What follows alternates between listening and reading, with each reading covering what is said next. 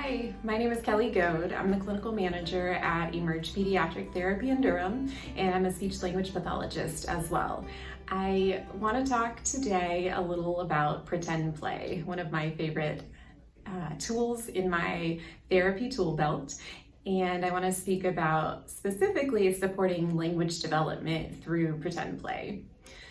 Today I'm going to touch on some of the benefits of pretend play in supporting and enhancing language development. I'm going to talk through some of the stages of pretend play, and finally I'm going to show and tell some of our favorite toys and activities for pretend play. So some of the benefits of pretend play, my most favorite and most important one are that it's a real precursor to building conversational skills. So the ability to use language in any form, whether it be verbal communication or sign communication, or even a picture, symbol, or a device system, involves the ability to think symbolically. So to use one object or word to introduce another. Pretend play at its core is symbolic. So we're using one object to represent another. So if we start to use objects symbolically, it stands to reason that we could then transition that to some sort of verbal communication. Another benefit of pretend play is that it encourages the use of new and different vocabulary that may be outside of the here and now or everyday. So as children start to develop their pretend play and make it more complex, they might start to act out situations they might not be involved in every day. So a trip to the dentist or the doctor, even imaginary situations, imaginary animals like dragons and unicorns, or something totally new and different that they've never experienced. Another benefit of pretend play is that it builds collaboration. So pretend play at its purest and best form really involves more than one person. So especially at older stages, going on 1.5 to 2 years, we really expect that pretend play would involve another person. So it's a great way to build collaboration and back and forth. Another thing that's great about pretend play is that it builds perspective taking. So in the later stages of play, 3 years and up, children start to take on different roles and really act in those roles. So the child might pretend to be a teacher or a dentist or a firefighter. It gives them the ability to explore another character and to take on another perspective. When they're role-playing even a mom or a dad, they might be able to empathize and to take that perspective of, oh, this is how it feels when this happens, when you're the mom versus when you're the child. Finally, another benefit of pretend play is the ability to problem solve. So different situations are introduced in the context of pretend play that the child may not have experienced, and they have to work through that. So one of my favorite things to do when a child is using some language but maybe not expanding upon it as much is to create some sort of a problem or an unexpected situation. So the child is, pretending back and forth in a food play situation, but oh no, we've spilled the milk all over the floor. What can we do now? Oh, we can grab a towel and wipe it up. We might need a mop to clean the floor, etc., etc. So it really is a great way to kind of talk through that if-then or hypothetical situation. So some of the stages of pretend play. So pretend play really starts to develop. We see it come out about 1 year of age. And at the early stages, children are pretending with typically one object at a time and typically starting on themselves. So they might take a pretend fork or even a real fork at some times and pretend to eat, but not actually eat. They might take a pretend phone and pretend to talk on it. They might use one object to act as a phone and then pretend to talk on it. At about 1.5 years, going on 2 years, children start to use toys and simple actions on other toys and people. So for example, a stuffed animal, and now instead of feeding themselves, they might be feeding the stuffed animal or their mother or father.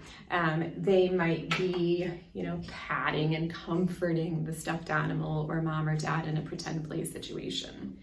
At around 2 to 2.5 years of age, children start to combine actions in play. So again, animals or toys that are used as a companion are a great way to work on this, and a great example of what you might see in children around this stage. So the animal may, be fed first and then need a bath, read a book together, give hugs, and then go to bed. So those are, a series of actions that are familiar to the child, but are combined into play. And this really happens, like I said, around 2 to 2.5 years of age. So it's at the same time that children start to combine words in verbal communication. So again, that's a great marker for language development. At around 2.5 to 3 years of age, children start to act out less familiar actions or routines. So instead of just like the going to bed scenario, maybe now the unicorn is going to go on a trip to the zoo, or the unicorn needs to go to the doctor because it's gotten hurt, or the unicorn may be flying on a trip to the stars, something like that. So it's not something the child has necessarily experienced in the everyday here and now, but they can imagine it. And then 3 years and up, children are really starting to role play, so to act as a character. And usually they're doing that along with other peers or even adults if the adult is the playmate in the house. And this, again, is where we really see children start to develop that perspective taking. So if you're the patient at the doctor's office, you're going to feel a lot different and act a lot different than if you're the doctor at the doctor's office. So those are the general early stages of development of play, and I did bring a few of our favorite toys and activities. So as I mentioned, animals or dolls are a great way to start that. I love puppets because they, more so than a simple static animal, the puppets can actually build and develop that pretend play because they can move and they can pretend to talk and that sort of thing.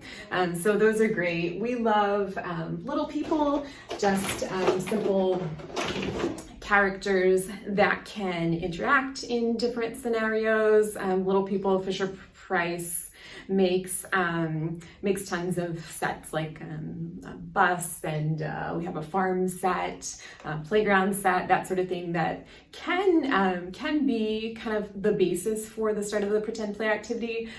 But something else I love is just to bring in a set of open-ended blocks or Play-Doh or something and let the child's imagination run wild. So they can actually, build the bus out of blocks, and the children go to school, and then we can build the school out of blocks. And then at recess time, the children go out to the playground, etc. Play-Doh is a great sort of open-ended pretend play item because you can make it into anything you want and it can go as far as you want. We love just simple pretend play foods. These are great for early stages of play development when children are really familiar with the feeding process, and it's an easy way to work on that symbolic play as well. So those are our favorite toys to use during pretend play. I've told you some of the benefits of pretend play as it supports language development in some of the stages. If you have any questions about pretend play or how a speech-language pathologist can help support your child's language development through pretend play, feel free to visit our website at www.emergepediatrictherapy.com.